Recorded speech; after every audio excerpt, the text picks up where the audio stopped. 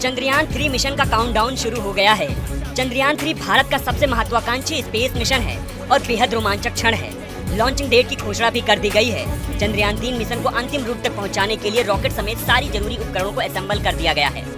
इसके अलावा यान के सारे जरूरी टेस्ट कर लिए गए हैं। लॉन्चिंग के साथ ही भारत स्पेस में नई गौरव गाथा लिखेगा। चंद्रयान 3 भारत के लिए तो बेहद खास है ही, अभी तो दुनिया भर की स्पेस एजेंसियों की नजरें भारत के चंद्रयान 3 पर टिकी हुई हैं। श्रीहरिकोटा में सतीश धवन अंतरिक्ष केंद्र से लॉन्च किया जाएगा। चंद्रयान 3 की लॉन्चिंग में कोई गलती न हो, इसके लिए छोटी से छोटी चीजों का विशेष ध्यान रखा गया है। ये मिशन चंद्रयान 2 की कमियों की भरपाई करेगा।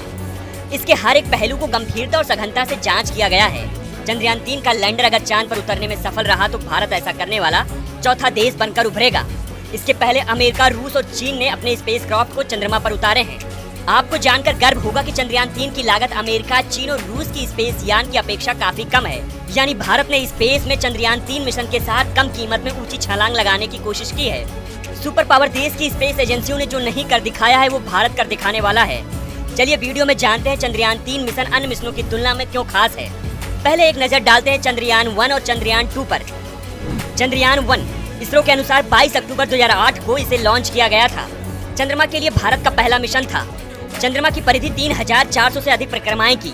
इसकी काल अवधि 2 साल के लिए थी, लेकिन 29 अगस्त 2009 में संपर्क टूट गया। इसे PSLV C11 से लॉन्च किया गया था। चंद्रयान 1 ने कई सारी रासायनिक खोज की है।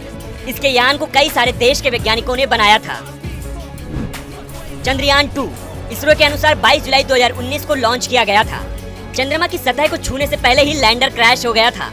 इसे GLSV Mk3M1 रॉकेट से लॉन्च किया गया था। चंद्रयान 2 के लिए 978 करोड़ रुपए आवंटित किए गए थे, जिसमें 603 करोड़ रुपए की लागत आई थी। खैर ये तो बात हुई चंद्रयान 1 और चंद्रयान 2 के बारे में। आपने चंद्रयान के बारे में खूब सारी चर्चाएं सुनी होंगी। चलिए आपको ये बताते हैं कि ये मिशन अन्य मिशनों की तुलना में क्यों अलग है और क्यों खास है। चंद्रयान 3 में किसी तरह का ऑर्बिटर नहीं है, क्योंकि इसरो चंद्रयान 3 के लैंडर रोवर से चंद्रयान 2 के ऑर्बिट के जरिए सीधा संपर्क करेगा। यानी आसान भाषा में समझे तो ये चंद्रयान 2 का ऑर्बिट बैकअप के लिए चांद की कक्षा में मौजूद है। इसलिए चंद्रयान 3 में ऑर्बिट नहीं है। रॉकेट से अलग होने के बाद चंद्रयान 3 सीधे चांद की कक्षा तक पहुंच जाएगा। चंद्रयान 3 मिशन की एक और खास बात है, वो ये है कि दुनिया के जितने भी देशों ने चांद पर यान भेजे हैं उनकी लैंडिंग नॉर्थ पोल पर हुई है, लेकिन चंद्रयान 3 पहला ऐसा स्पेस मिशन है जिसकी लैंडिंग साउथ पोल पर होगी। चंद्रयान 2 को भी चांद के दक्षिणी ध्रुव पर ही लैंड कराया गया था। ये अनोखा प्रयोग करने वाला भारत पहला देश है। चंद्रयान 3 के लैंडर में 4 पेलोड हैं, जबकि 6 चक्के वाले रोवर में 2 पेलोड हैं। चंद्रयान 3 मिशन के साथ कई प्रकार के वैज्ञानिक उपकरणों को भेजा जाएगा, जिसमें लैंडिंग साइट के आसपास की जगह में चांद की चट्टानी सतह की परत, चंद्रमा के भूकंप और चांद की सतह पर प्लाज्मा और मौखिक संरचना की थर्मल फिजिकल प्रॉपर्टीज की जानकारी मिलने में मदद हो सके।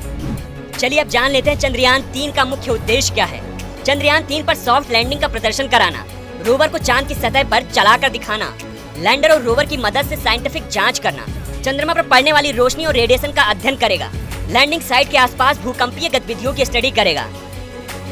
चंद्रयान 3 मिशन की सबसे खास और अहम बात है इसकी लागत। इस मिशन की लागत जानकर पूरी दुनिया की स्पेस एजेंसियां हैरत में आ जाएंगी। इसकी लागत चंद्रयान 1 और चंद्रयान 2 की अपेक्षा बहुत कम है। इस मिशन का बजट 651 करोड़ रुपए बताया जा रहा है। हालांकि इसरो के वेबसाइट पर इसकी लागत की जानकारी अभी उपलब्ध नहीं कराई गई है। ये आंकड़े मीडिया के हवाले से हैं। फिलहाल भारत चंद्रयान 3 लॉन्च करके इतिहास रचने की कोशिश में है। इसकी लॉन्चिंग 14 जुलाई को श्रीहरिकोटा के सतीश धवन स्पेस सेंटर से होगी। इसरो के वैज्ञानिक को उम्मीद है कि लैंडर और रोवर चंद्रयान पर 14 दिन तक काम करेंगे।